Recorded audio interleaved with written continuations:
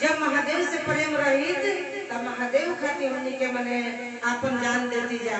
महादेव से प्रेम रहित तब आज गुरु भाई गुरु बहन साहब लिखने वाली किताब में कि मैं 72 वर्षों से चल रहा हूँ, चल ही रहा हूँ, अब मेरे जीवन का अंतिम पड़ाव आ गया है, अब इस धारा धाम से मुझे जाना है।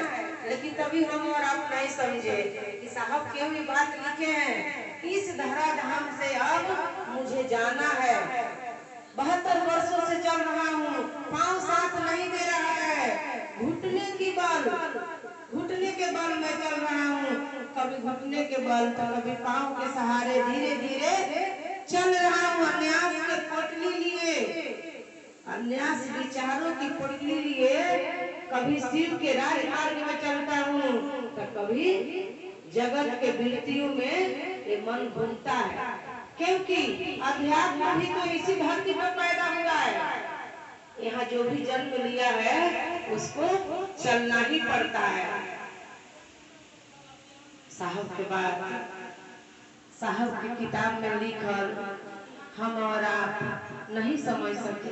साहब अपने आप को इतना छोटा कर लिए, इतना छोटा कर लिए, इतना साधारण बना दिए अपने आप को कि एक फटे धोती पहनने वाले से साहब मिल लेते थे। अगर मेरे साहब चाहते, कोई गुरु भाई गुरु बहन साहब का दर्शन नहीं किया होता। एक गुरु भाई ने जब साहब देवघर में रहते थे, एक गुरु भाई सबको मतलब जब साहब का टाइम होता था बाहर आने का, सब लोग अपने अपने काम पर लग जाते थे। एक गुरु भाई थे, वो फूल सोख रहे थे और साहब निकल गए और साहब गए वहाँ तो उनसे बात कर रहे थे। तो सारे गुरु भाई लोग हंस रहे थे कि देखिए ना आज तो साहब कैसे बात कर रहे हैं उस गुरु भाई से। जब वो गुरु भाई आए तो बोले कि क्या बात कर रहे थे, क्या कर रहे थे, आज तो बड़ी सौभाग्य है। तो गुरु भाई ने कहा कि जिस मुंह ने आज साहब से बात कर लिया उसको और किसी के दर्शन की क्या जरूरत है।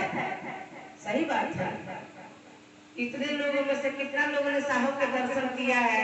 जो मेरे साहब के दर्शन कर लिया है, जो मेरे साहब से बात कर लिया है, उसको किसी देवी देवता के दर्शन के कोई जरूरत नहीं है, क्योंकि साहब श्री हरिनारायण साक्षात शिव थे, साक्षात महादेव। हम और आप नहीं समझ सके उन साहब को।